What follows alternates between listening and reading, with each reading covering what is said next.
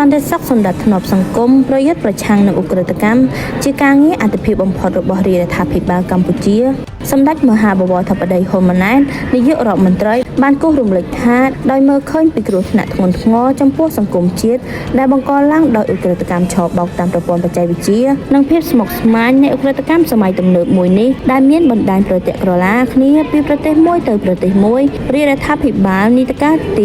6នៃរដ្ឋសភារហូតដល់ដើមនីតិកាលទី7នៃរដ្ឋសភាបានចាត់វិធានការជាច្រើនលើឧក្រិដ្ឋកម្មនេះដោយទទួលបានលទ្ធផលវិជ្ជមានជាច្រើនតាមរយៈសារពិសេសផ្ញើជូនចំពោះបងប្អូនជនរួមជាតិកាលពីប្រលប់ថ្ងៃទី13ខែមករាសម្ដេចធិបតីបានបញ្ជាក់ថាការសម្រេចចិត្តរបស់រាជរដ្ឋាភិបាលនីតិកាលទី7នៃរដ្ឋសភាក្នុងការកំណត់ថា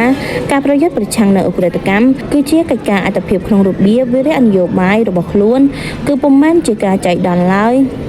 សម្ដេចធិបតីបន្ថែមថាការដាក់ចេញនូវវិធានការម៉ឺងម៉ាត់និងមុតស្រួចជាបន្តបន្ទាប់លើឧក្រិដ្ឋកម្មឆបោកតាមប្រព័ន្ធបច្ចេកវិទ្យានាពេលកន្លងមកគឺជាសក្ខីភាពមួយនៃការអនុវត្តការបដិញ្ញាចិត្តរបស់រាជរដ្ឋាភិបាលក្នុងការប្រយុទ្ធប្រឆាំងនឹងឧក្រិដ្ឋកម្មឆ្លងដែនមួយនេះដែលជាក្តីកង្វល់រួមរបស់កម្ពុជាតំបន់និងពិភពលោកបើតាមសម្ដេចធិបតីសន្តិសុខនិងសន្តិភាពសង្គមនិងការប្រយុទ្ធប្រឆាំងនឹងឧក្រិដ្ឋកម្មគឺជាអត្ថិភាពមួយនៃគោលនយោបាយរបស់រាជរដ្ឋាភិបាលដើម្បីធានាការរស់នៅសុខសាន្តរបស់ប្រជាពលរដ្ឋហើយការប្រយុទ្ធប្រឆាំងនឹងឧក្រិដ្ឋកម្មឆបោកតាមប្រព័ន្ធបច្ចេកវិទ្យាគឺជាចំណុចដ៏សំខាន់នាពេលនេះបន្ថែមពីលើកិច្ចខិតខំប្រឹងប្រែងលើកិច្ចការអត្ថិភាពសំខាន់ៗរបស់ជាតិផ្សេងទៀត